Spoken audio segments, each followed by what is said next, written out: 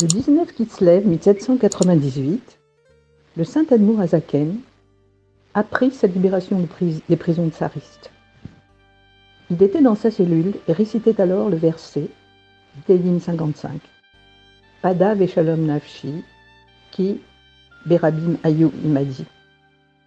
Il a libéré mon âme dans la paix car ils étaient nombreux avec moi.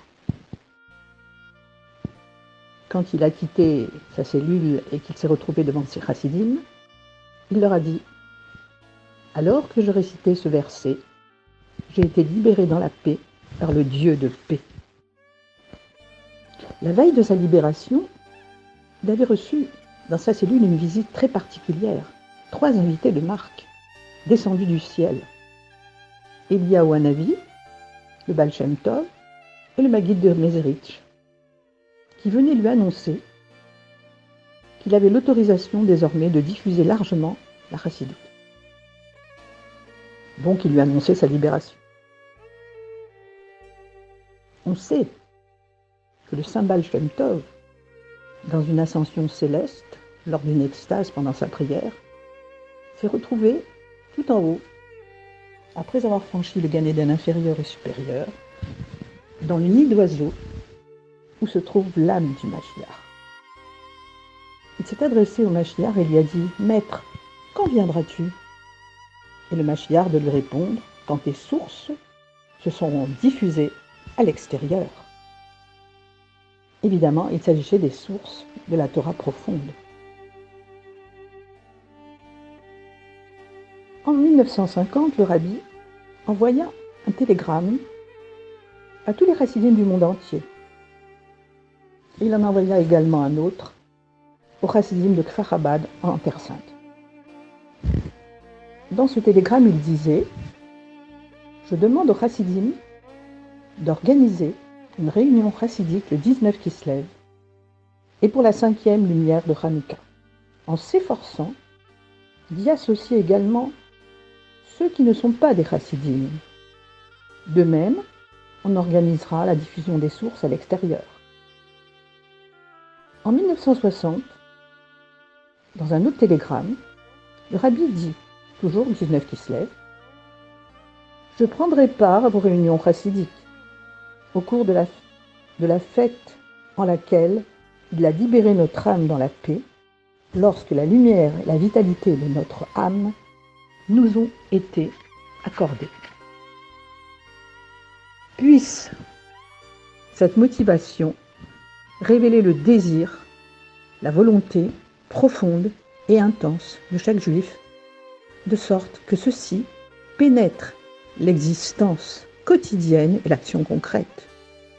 Les sources seront diffusées à l'extérieur et viendra le roi Mashiach très prochainement, les Chaim pour la vie et pour la bénédiction.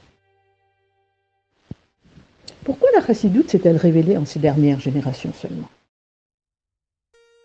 Premièrement, l'obscurité y est particulièrement profonde et une lumière nouvelle par conséquent était nécessaire pour la faire disparaître. D'autre part, à la veille du Shabbat, il est une mitzvah de goûter les plats préparés pour ce jour. Or, lorsque nous aurons la délivrance, la partie profonde de la Torah sera effectivement l'enseignement du Mashiach. Donc, on ira déjà un peu goûter. Le 19 Kislev et Hanouka furent tous deux des miracles transcendant la nature.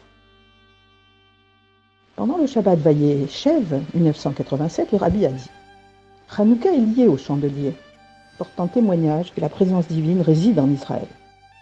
Quand on étudie la Torah, il convient avant tout de se pénétrer de la présence de celui qui la donne. De cette façon, le don de la Torah se produit de nouveau chaque fois qu'elle est étudiée. Ce principe s'applique aussi au 19 Kislev, qui révéla l'aspect profond de la Torah et permit, quand on l'étudie, de ressentir la présence de celui qui la donne.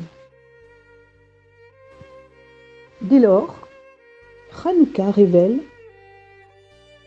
et le chandelier éclaire, mettant en évidence cette présence divine dans le monde entier. En 1970, le rabbi expliqua. Le point commun à Hanouka et au 19 Kislev est le suivant. Le miracle de Hanouka se produisit avec de l'huile. Une petite fiole d'huile avait été trouvée, alors que les Grecs avaient souillé toutes les grandes fioles d'huile. Une petite fiole d'huile avait été trouvée sous une dalle. Elle était prévue pour faire briller le chandelier pendant 1 jour, et un miracle s'est produit, le chandelier est resté allumé pendant 8 jours. C'est d'ailleurs pour cela qu'on dit que le premier jour inclut tous les autres, potentiellement. Pour commémorer ce miracle, chacun allume à la porte de sa maison, vers l'extérieur, un chandelier à partir du coucher du soleil, et ceci de façon croissante du 1er au 8e jour.